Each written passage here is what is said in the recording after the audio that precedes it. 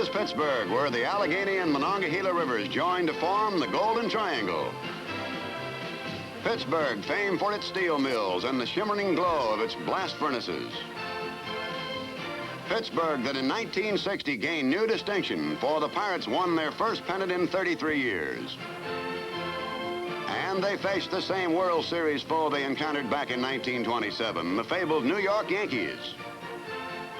The Bombers again are favored as we open that historic Forbes Field that once was the stamping grounds of the immortal Honus Wagner. Typewriters already are clicking in the press box. The rival managers are the hardy perennial Casey Stengel of the Yankees. In 12 years with the Bombers, old Case has now made the series 10 times. And here's Danny Murtaugh of Pittsburgh, who's a newcomer to these fall classics. On hand early is Ford Frick, commissioner of baseball, who's the supreme authority in the conduct of the World Series. Vern Law, 20-game winner, opens for Pittsburgh. Art Ditmar, who tops Stengel's staff with 15 victories, goes for the Yankees. The umpires are ready for the call to play ball, but first there's the traditional national anthem. The Pirates take the field, and the first game of the series is underway. Tony Kubek watches Vern Law's first pitch. Law fires again, and Kubek slaps a ground ball toward third that caroms off the bag for a base hit. Don Hoke has no chance to make a play.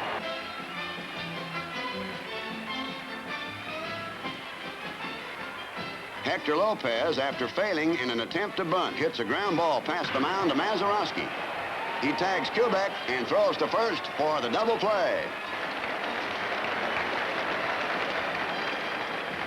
Roger Maris, the New York Yankee slugger, swings and misses on a high pitch that runs the count to 1-1. Law comes down again, but this time Maris connects, and it's a high arching drive to right field. The ball clears the screen easily and drops into the front part of the upper deck for a home run. There was never any doubt about this drive. The Yankees are out in front 1-0. They give Maris a happy reception.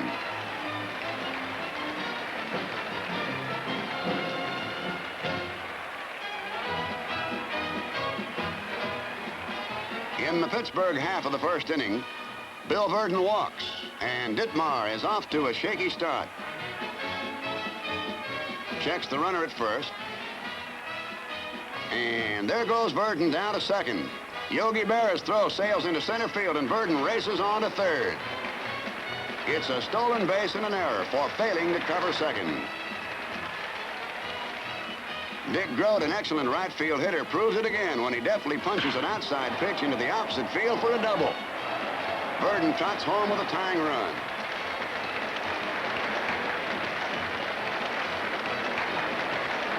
The Yankee bullpen is alive.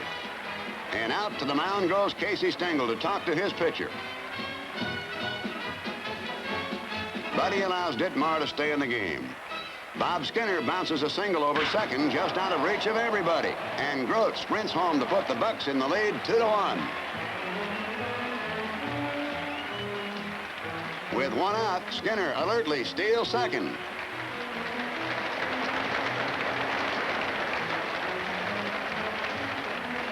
This pays off as Roberto Clemente singles through the middle on another bouncing hit. It sends Skinner home, and the Pirates have a 3-1 lead.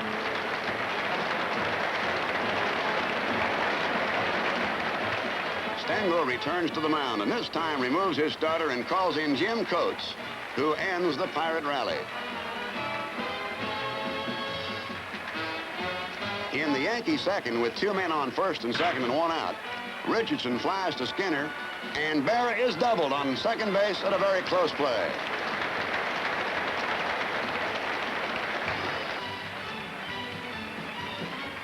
With Dick Grote on first base and 1 out in the Pittsburgh third, Stewart lines a hard single to left field.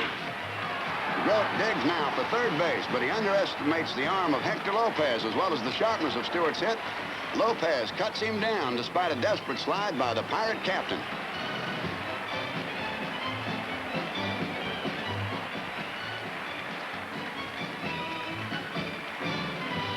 is on the deck in the Yankee fourth as Mantle walks following a single by Maris. Law checks at second, then pitches. Berra hammers a terrific drive to right center field. Both Burden and Clemente race for it, but Burden hauls it down with a great running catch. Later in the inning, the Yankees add a run to make it 3-2. In the Pittsburgh fourth, coach retires Burgess but walks Don Hoke. Mazeroski fouls off a pitch.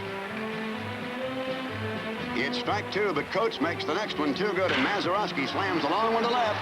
It sails over the scoreboard and drops among the trees of Shenley Park, a wallop of more than 400 feet. Here comes Mazeroski trotting home behind Hope, and the lead by 3 runs. The score is 5-2, and with a 3-run lead, Vern Law is pitching superbly. In the New York sixth, Mantle is called out on strikes. Then, after Berra flies out, Skowron is also a strikeout victim. Law retires the Heart of Murderers Row on just 11 pitches.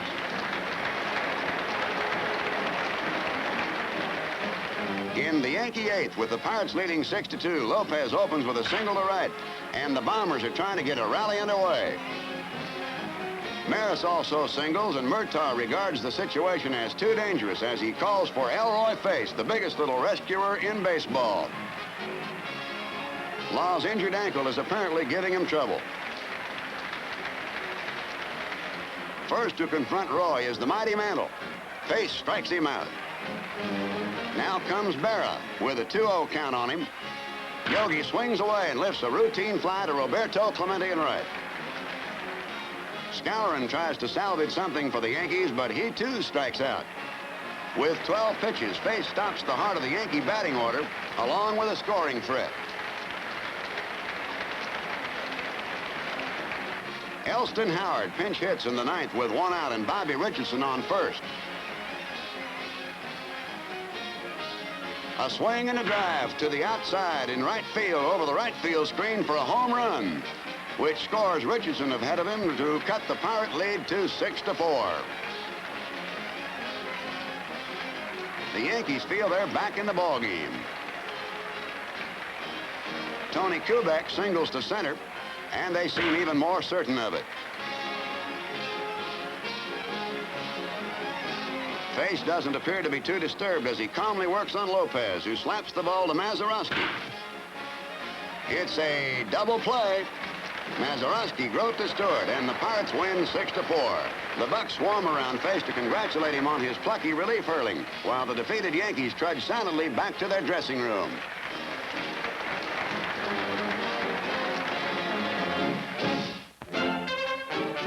Rain threatens the second game, but fortunately it stops in time. Del Webb and Dan Topping, co-owners of the Yankees, appear happy and confident. The championship record of the Bombers is something of which they are understandably proud.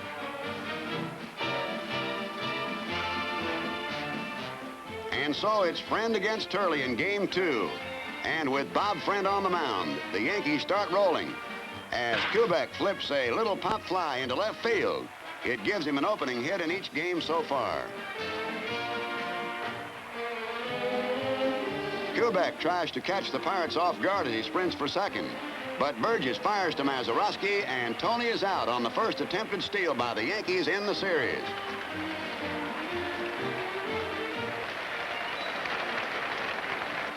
Casey doesn't appear too happy about it. With Fred Green pitching in the fifth, Maris is on first, and the Yankees are leading 3-1. Mickey Mantle levels on one for a homer to right field, scoring Maris ahead of him. It's number 12 for Mantle in World Series play, breaking a previous tie with Duke Snider and putting him only 3 behind Babe Ruth, the greatest slugger of them all. The Yankee margin is now 5-1.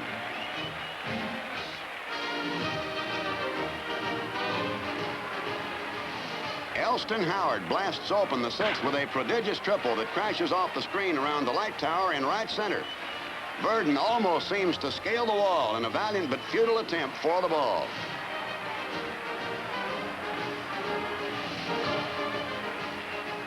Richardson lines a double to left as the Bombers appear in an explosive mood. And Howard trots home from third to extend the score to 6-1.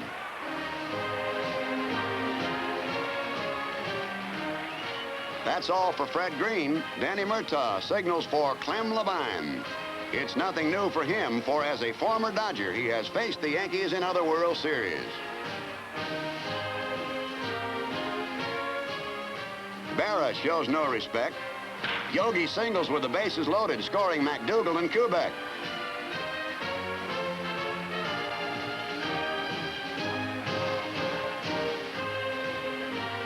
Because of an intervening hit and an error, there are now 4 runs across the inning with 2 men still on base. Skowron singles to keep the Yankees on the rampage. Maris jogs home and Berra gallops to third, and the Bombers are bombing 10-1. Here is Murtaugh back on the mound for another pitching change. He summons George Witt, a young right-hander who manages to get the side out at the expense of 2 more runs, which makes it a 7-run inning for the Yankees and a bulging 12-1 margin. Joe Gibbon is pitching for Pittsburgh in the 7th. 2 on and 1 out as Mantle rockets a tremendous drive to right center field. Burden goes back, and then watches, of course, in utter amazement as the ball sails high over the 436-foot sign. No other right-handed batter ever cleared the wall at that point. 3 more runs cross the plate on this blast.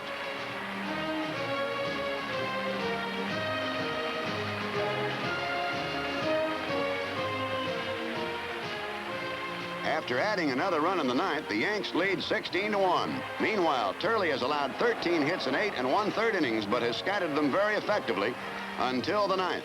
And with 2 runs across, Stengel removes Bullet Bob and brings in southpaw Bobby Shantz, the clever little curveball artist who relieved in 42 games this season. Shantz into the stretch, gets set. And Don Hoak hits a comebacker. Bobby turns it into a double play. New York wins it 16-3, and the series is tied at 1-1. Pittsburgh fans are gloomy, but they had witnessed some fabulous slugging by Mickey Mantle. For the 3rd game, the scene shifts to New York and Yankee Stadium. From the days of Babe Ruth, this has become a traditional setting for baseball's classic. In 37 years, there have been 23 World Series played here. Among the early arrivals is John W. Galbraith, personable president of the Pirates. He's joined by general manager Joe L. Brown. They radiate optimism, and so does Pittsburgh Vice President Tom Johnson. This 3rd game will be an all-southpaw duel. Vinegar Ben Mizell will start for Pittsburgh, and Whitey Ford, a veteran of these pressure events, is Stengel's choice. It's appropriate that Ted Williams, one of baseball's all-time stars, should toss out the first ball.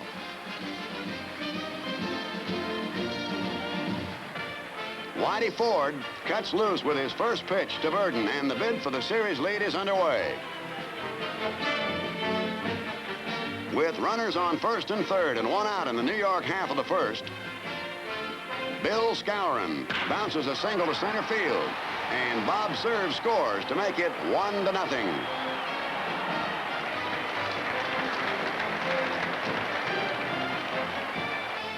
With Mantle on 3rd and Skowron on 1st, Mizell can't find the plate. McDougal walks on 4 pitches, and the bases are loaded.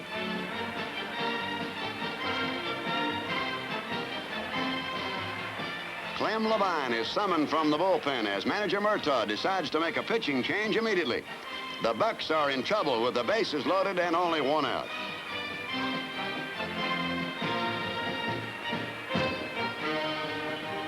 Elston Howard swings mightily and sends a little dribbler down the 3rd base line. It's good for a hit as well as a run. That still leaves the bases loaded with eager Yankees as Bobby Richardson strides to the plate.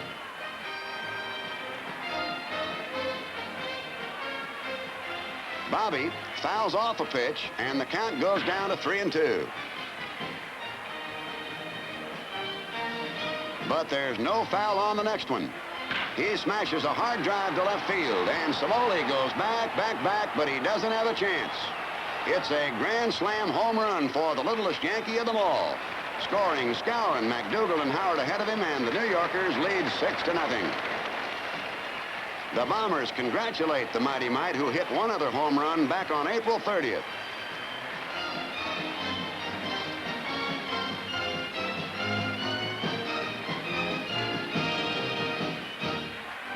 It's a mighty quiet Pittsburgh bench. With one out in the Yankee second and Green pitching, Mantle tries to shake up the Pirates a bit, attempting to steal third, but the Bucks aren't napping and he's out. Smith to Hope.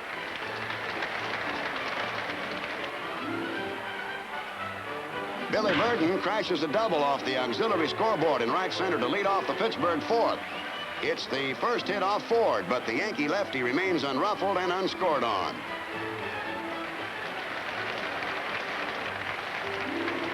In the Yankee fourth, with Ford at third, Mantle meets one of Green's pitches with another of his whip-cracking swings. The ball streaks for the left field stands in a sudden hurry, and Samoli gives up the chase as it sails on into the visiting bullpen. The Yankees lead 8-0. Mantle is hard on the heels of Babe Ruth's World Series record.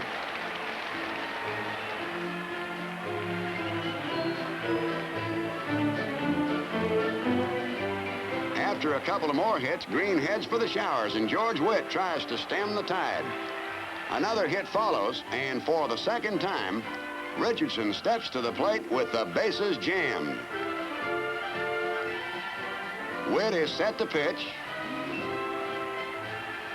Does, and Bobby lines the ball into left field for a single, scoring Skowron and McDougald to give the Yankees a 4-run inning and a 10-0 lead. And for little Bobby, it's another record.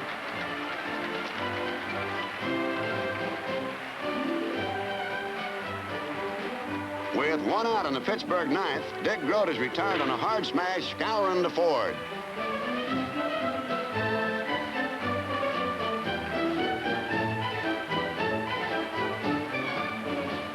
With 2 on and 2 out, Ford's shutout suddenly is in jeopardy, but not for long.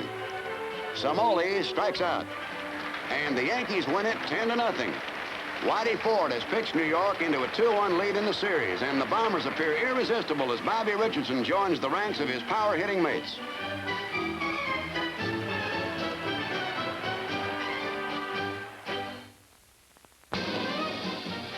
The Yankees have an edge and are eager to press their advantage in the fourth game. The team picture makes a handsome cover for the New York program. Mickey Mantle flexes his muscles before the action begins. Law and Ralph Terry are the fourth game starters. In the Yankee half of the first, Bob Cerv greets Law by dropping a looping single into center field on the first pitch.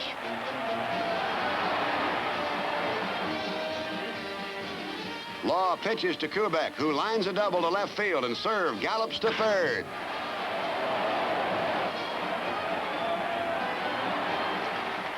Samoli throws to second, but Tony slides in safely. In just 3 pitches, Law is in deep trouble. With 1 away, Mantle is purposely passed. That brings the dangerous Yogi Berra to the plate, who tops a slow ground ball down to Don Hope. Daringly, Don decides to go for the double play. He tags third and then unleashes a throw to first base. Dick Stewart stretches. It's close, but the umpire calls Berra out to complete the double play. Law has pitched himself out of a jam that for a few moments looked like the start of another typical Yankee rout.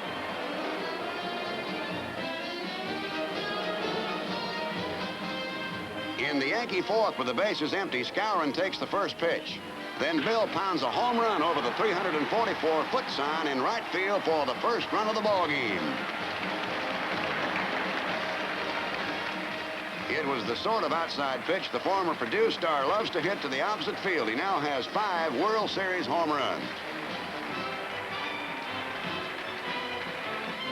With a count of 3-2, Samoli opens the Pittsburgh fifth with a line single to right.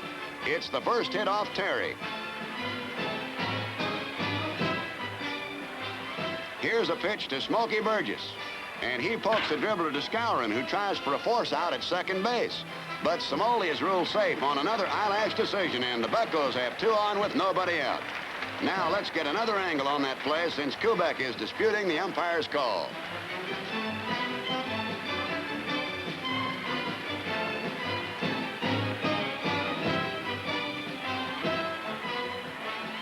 After 2 out, Law picks on a pitch and bombs a double that caroms off the curving wall in left, and Cimoli scores while Burgess halts at third. Law delivers a timely blow and ties the game at 1-1. Verdon, with a 2-strike count on him, bloops a single in front of the charging Mantle. Burgess and Law race home, and the Pirates are out in front, 3-1.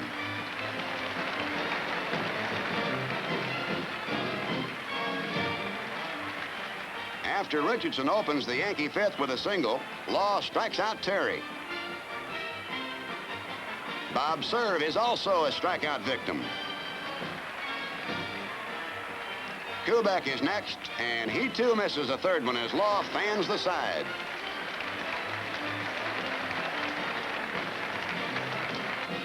Bill Skowron blasts open the 7th for the Yankees with a liner down the right field line that bounces in and out of the stands.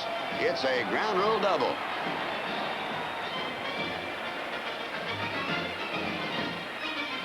McDougal drops a pop fly. It's a little single into right field, and Coach Frankie Crosetti holds Skowron up at third as Clemente cuts loose a powerful throw to the plate. Danny Murtaugh talking briefly with Vernon Law. With McDougal on first and Skowron on third, Richardson forces McDougal to Skowron scores. So now the Yankees trail by only 3-2. Blanchard bats for Bobby Shantz, who had replaced Terry in the top of the 7th. Johnny singles to right, and Richardson holds second. The tying and winning runs are now on base as the rally keeps rolling. Murtaugh returns to the mound and once again replaces Law with little Elroy Face. The Pittsburgh relief ace gets ready as Bob Cerv steps to the plate with 2 on and 1 out. He promptly hammers a tremendous shot to right center field, and it looks like extra bases. But Billy Verdon is racing across and makes an almost unbelievable leaping catch. It's the sort of breathtaking play that makes baseball a thrilling game for millions. With Jim Coates pitching for the Yankees in the 9th, Don Hoak wallops another long drive into the right center field section. And this time it's Mickey Mantle's moment to turn it on. He does with a spectacular running one-handed catch.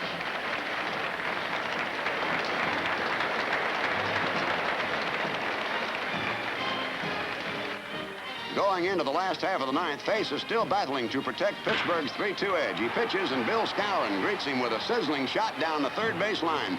It's just a blur of white, but Hope gets his glove down for a backhanded stab and throws the moose out. It's one of the most sensational plays in the series.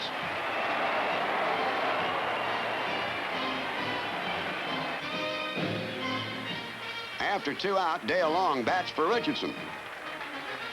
He shoots for the right field seats, but lifts a towering fly instead to Bob Clemente, and the Pirates win 3-2. The World Series is all square again at 2-2. Rebounding from 2 crushing defeats, the Pirates depart in a jubilant mood with Vern Law and Elroy Face. Collaborating successfully a second time, they had the pitching along with a miraculous fielding to neutralize the Yankee power. Yankee Stadium is jam-packed for the critical 5th game that will mean the edge for one of the contenders. However, the 2 managers, Danny Murtaugh and Casey Stengel, seem perfectly relaxed. Art Ditmar, defeated in the opener, starts again for the Yankees. And Harvey Haddix, who once pitched 12 perfect innings, goes for Pittsburgh. Ditmar gives up his first hit when Dick Stewart picks on a pitch in the 2nd inning and singles to left field.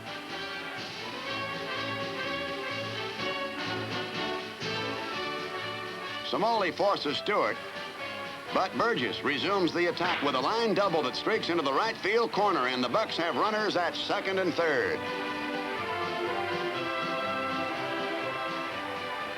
Don Hoak grounds to short, and Kubek tries to nail Burgess going to 3rd. However, McDougal drops the ball while trying to make the tag. Burgess is safe, Cimoli scores, and Hoke dashes all the way to second while McDougal is charged with an error. Bill Mazeroski swings on the first pitch and bounces the ball over third for a double. It's the sort of a hit they sometimes call a groundkeeper's hop. Burgess and Hoke score, and the Pirates have jumped off to a quick 3-0 lead.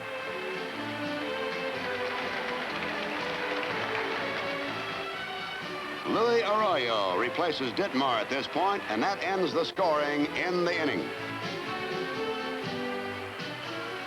In the Pittsburgh third, Dick Groat gives the Pirates another opening when he leads off by lining a double to left field. The ball caroms around the curving wall before Bob Cerv can retrieve it. Dick Groat reaches second base standing up. Arroyo gets 2 quick strikes on Clemente, but then the Pirate star singles to left field. Cerv has no play, and the Pirates lengthen their margin to 4-1 as Groat scores easily. With 1 out in the Yankee third, Maris finds a 3-1 pitch to his liking and slugs a home run high into the right field stands. It lands in one of the front rows of the third deck. It's Rogers' second round tripper of the series and reduces the Pittsburgh lead 4-2.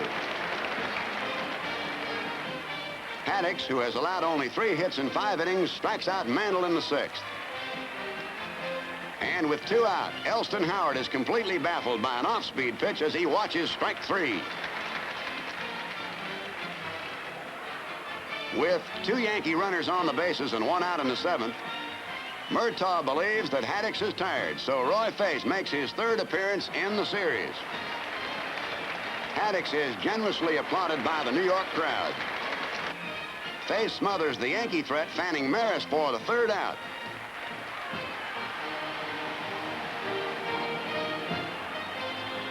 Joe Christopher goes in to run for Burgess in the Pirate 9th.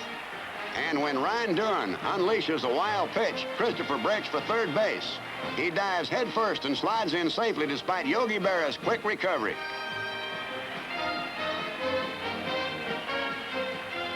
Don Hoke then drills a single through the middle, and Christopher jogs home with a run that increases the Pirate lead to 5-2.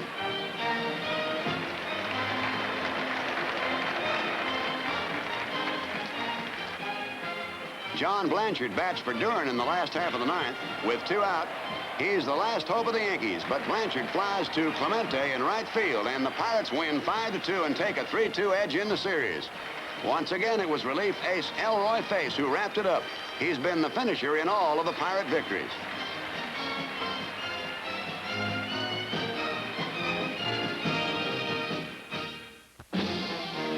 For the 6th game, the World Series shifts back to Forbes Field in Pittsburgh.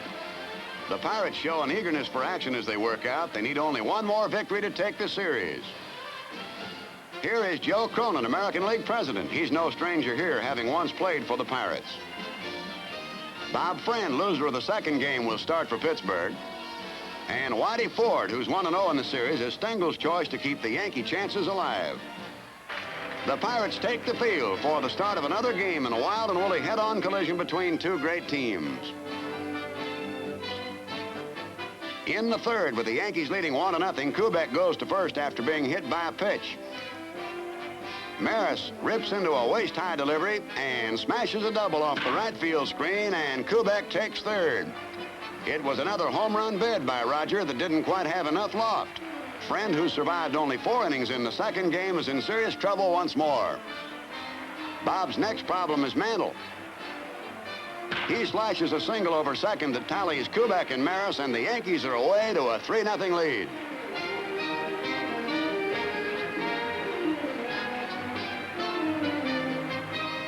Yogi Berra up, and he takes the same center field route with a single. But Mazeroski comes close to this one as he tries for a diving stop. Mantle takes 3rd on the hit. And this brings out Danny Murtaugh. The luckless Bob Friend is removed again as Tom Chaney comes on.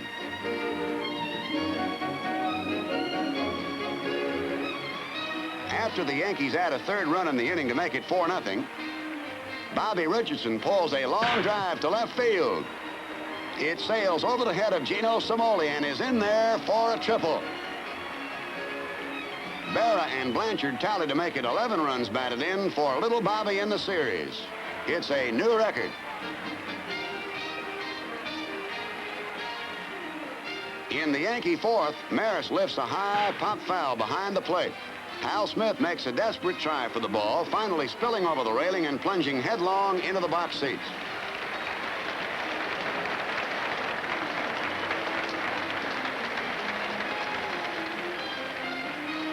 After Blanchard doubles in the Yankee seventh, Richardson cracks out another triple. This one is off Clem Labine. It drives in his 12th run of the World Series. Each time the stocky 165-pounder hits the ball, it seems to go farther.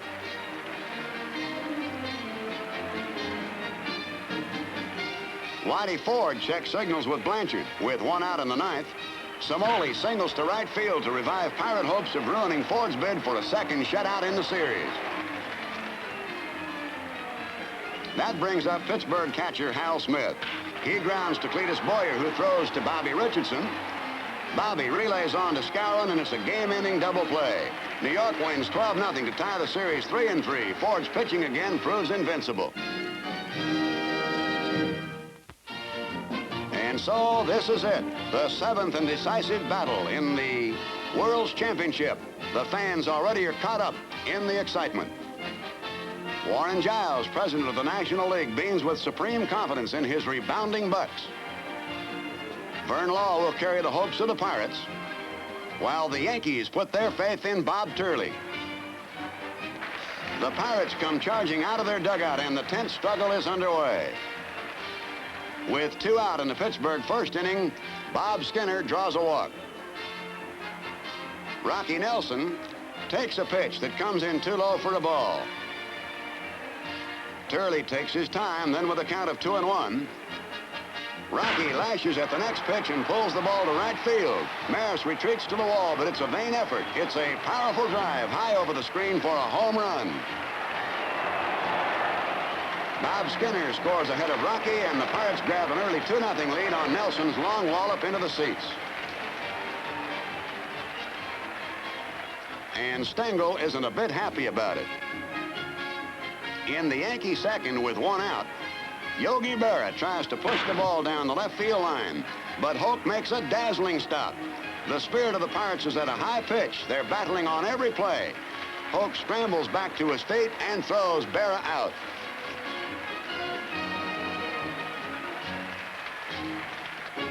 Leading off the Pirates' second inning, Smokey Burgess hits a shot down the first base line. Skowron dives for it, but the ball gets by him for a single. Casey Stengel decides he can't gamble further on Turley and calls in Bill Stafford.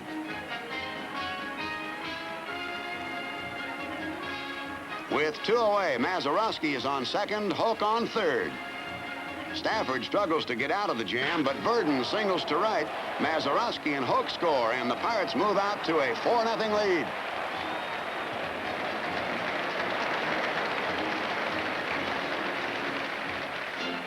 In the Yankee fifth, Skowron takes a full cut at Law's pitch for another long opposite field drive. It's a home run into the right field stands. That's the second homer of the series for the Musketeer first sacker, both to right field. It reduces the Pittsburgh margin to 4-1.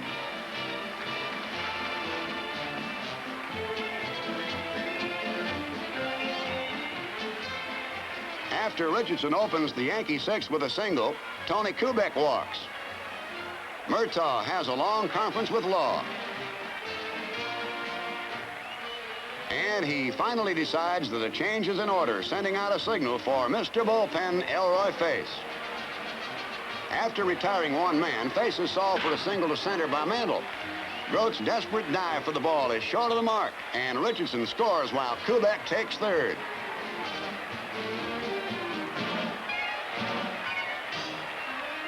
Face goes into his stretch, throws, and Berra gets around on the pitch for a high fly ball to right field.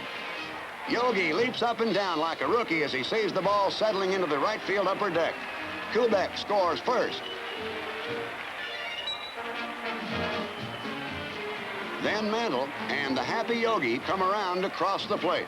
Yogi gets a big welcome from his Yankee mates, whom he suddenly has lifted into a 5-4 lead. But New York isn't through yet. The Bucks take the field in the 8th as they come storming out of their dugout. Quickly, the Bombers have a couple of runners aboard. Blanchard singles to right center, scoring Berra and sending Skowron to third.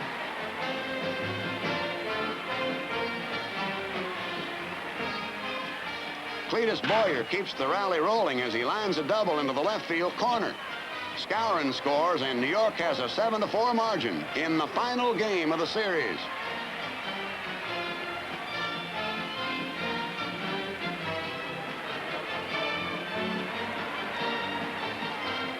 In the Pittsburgh 8th, Cimoli bats for face and singles to right center off Bobby Shantz, who so far has pitched 5 shutout innings in relief.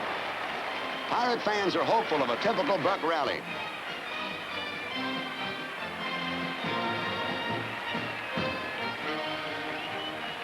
Shantz checks the runner. And then Bill Burden slaps a ground ball to short that looks like an easy double play ball. A bad hop, and Kubek is struck on the neck.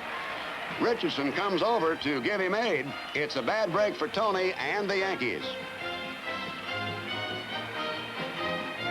Slow motion film reveals the sharpness with which the ball bounded up so that he couldn't even get his hands up fast enough to protect himself.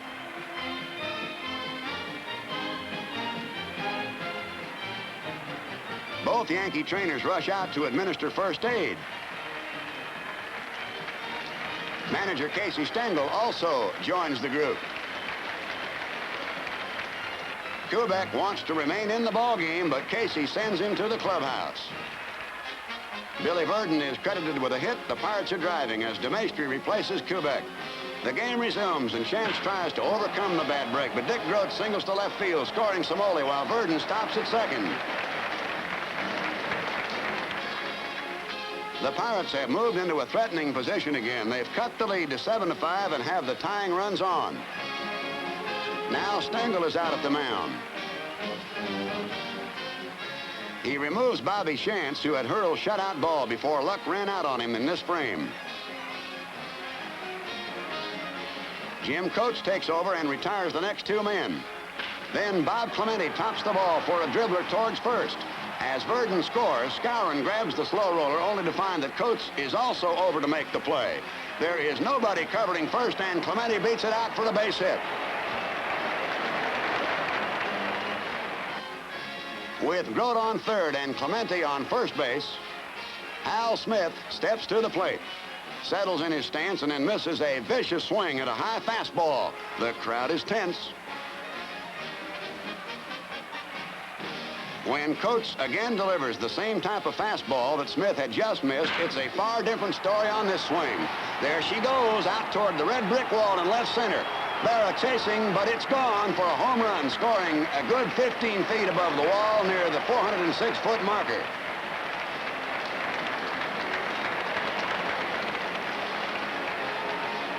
Groat and Clemente leaping up in glee as they reach the plate. The Pittsburgh crowd going wild. And here comes Hal Smith around third base, and a reception committee is awaiting him. The Pittsburgh fans have the steel girders throbbing like tuning forks with thunderous cheers. The Bucks have come back into the lead 9-7. A downhearted Coates leaves the game as Stengel is back to make another pitching change. And Ralph Terry answers the alarm this time and retires the side. The crowd is still in a rather joyous uproar. But Bob Friend, the new Pirate pitcher, gets in trouble immediately when Bobby Richardson opens the Yankee ninth by dropping a looping single among Groat, Skinner, and Burden in center field. Dale Long bats for Joe DeMaestri and singles to right, and Richardson stops at second. Within a matter of minutes, the Yankees have the tying runs on with nobody out. It's Murtaugh's turn to go to the mound again, and after a brief huddle, he calls upon Harvey Haddix. The slender lefty doesn't work often in relief, but there's a long winter ahead to rest.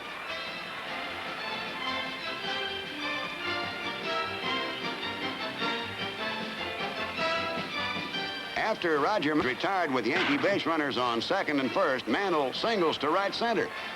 It's a key blow, for it sends Richardson home while Long storms to third with the tying run, and there still is only one man out.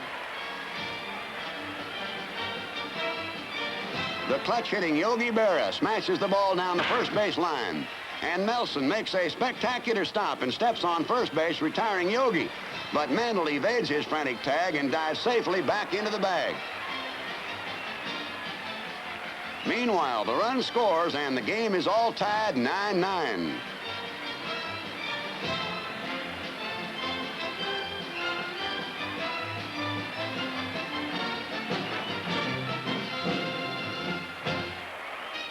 Bill Mazeroski, leading off the Pirate ninth, watches the first pitch for a ball.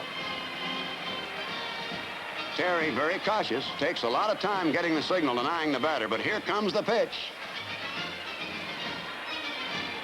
And there she goes. It's a long one to left field that's heading for the wall as Berra keeps going back, back, back, and you can kiss it goodbye.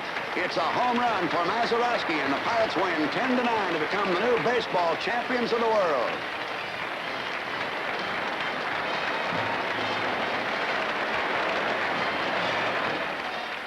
Pittsburgh fans waited 33 long years for this. The victory of the Pirates was essentially a team triumph. It was a tribute to their indomitable spirit that they kept rebounding from crushing Yankee bombardments and then finally won it by stealing the very long ball thunder of the Bombers.